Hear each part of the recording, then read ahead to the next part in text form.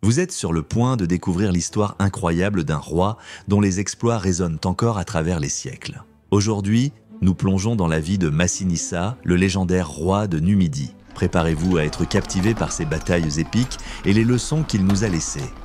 Massinissa est né en 238 avant Jésus-Christ dans le royaume de Numidie orientale, un territoire situé dans l'actuelle Algérie. La Numidie était alors un ensemble de tribus berbères, chacune avec ses propres coutumes et dirigeants, mais toutes unies par une langue et une culture commune.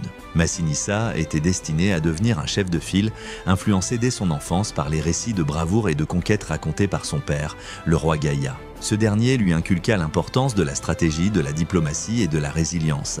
En grandissant, Massinissa comprit rapidement que pour réaliser son rêve d'une Numidie unifiée, il devrait faire face à des ennemis puissants. Carthage, une cité-État prospère située sur la côte de l'actuelle Tunisie, avait une influence considérable sur les affaires numides. Les Carthaginois utilisaient les tribus numides comme mercenaires dans leurs propres guerres et cherchaient à maintenir la Numidie divisée pour mieux la contrôler. En outre, Rome, en pleine expansion, commençait à manifester son intérêt pour la région, ce qui ajoutait une couche de complexité aux ambitions de Massinissa.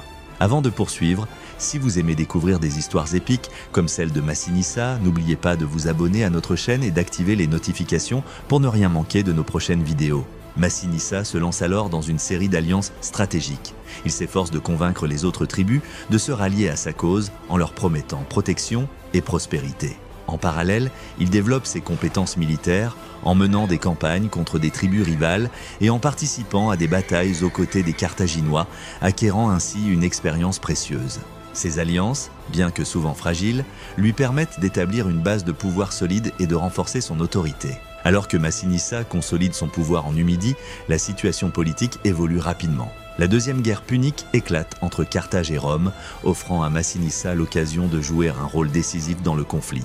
Initialement allié à Carthage, il change de camp et s'allie avec Rome après que les Carthaginois ont refusé de le soutenir dans ses ambitions territoriales. Ce changement d'alliance s'avère crucial pour Massinissa, car il lui permet de bénéficier du soutien militaire et politique de Rome. Le point culminant de cette période est la bataille de Zama en 202 avant Jésus-Christ. Massinissa, aux côtés de Scipion l'Africain, affronte le redoutable général carthaginois Hannibal Barca. Hannibal Barca est souvent considéré comme l'un des plus grands tacticiens de l'histoire militaire. Né à Carthage en 247 avant Jésus-Christ, il était le fils d'Hamilcar Barca, un général carthaginois qui avait participé à la première guerre punique. Dès son plus jeune âge, Hannibal fut initié à l'art de la guerre et développa une haine farouche contre Rome, l'ennemi juré de Carthage. Hannibal est surtout connu pour sa traversée audacieuse des Alpes avec une armée composée de 50 000 hommes, 9 000 cavaliers et une quarantaine d'éléphants de guerre. Cet exploit, qui semblait impossible, lui permit d'entrer en Italie et de remporter plusieurs victoires éclatantes contre les forces romaines.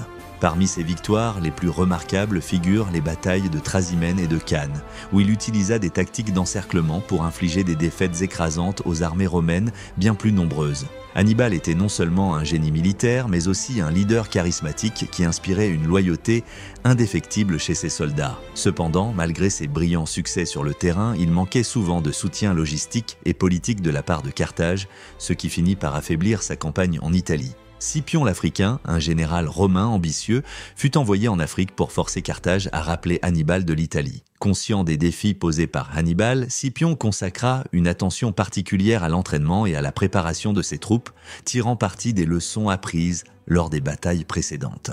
Scipion renforça ses forces en forgeant des alliances avec les royaumes numides, notamment avec Massinissa, dont la cavalerie joua un rôle crucial dans la bataille à venir. Ayant étudié les tactiques d'Hannibal, Scipion mit au point des stratégies pour contrer les célèbres charges d'éléphants et les manœuvres d'encerclement carthaginoises. Massinissa, fort de son expérience et de sa connaissance du terrain, apporta un soutien crucial à Scipion en fournissant des troupes de cavalerie numides, réputées pour leur rapidité et leur efficacité.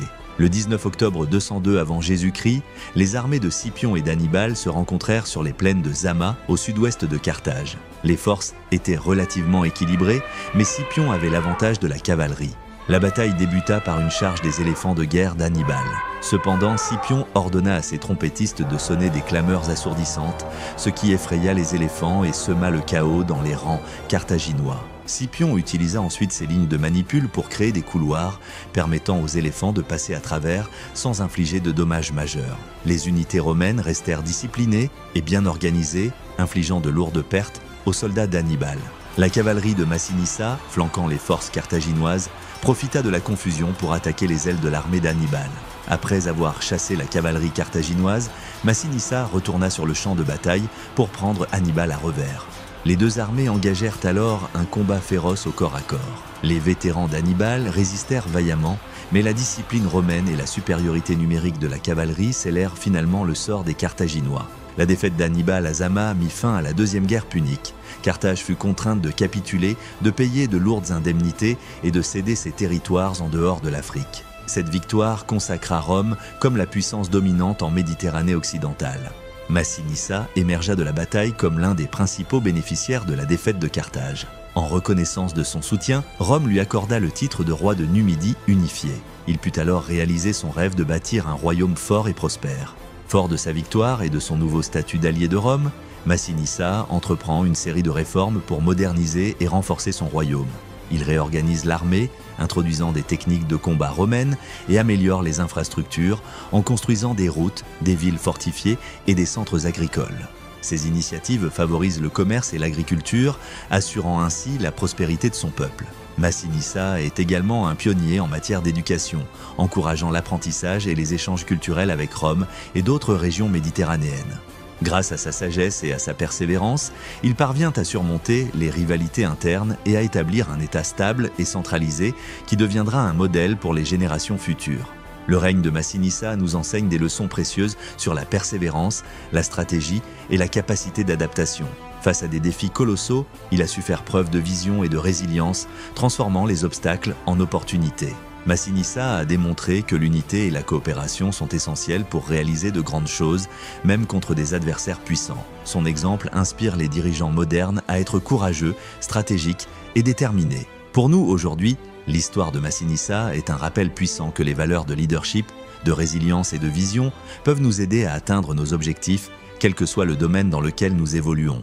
Que vous soyez dans le domaine des affaires, de l'éducation ou de la politique, les principes incarnés par Massinissa sont applicables et peuvent guider nos actions vers le succès.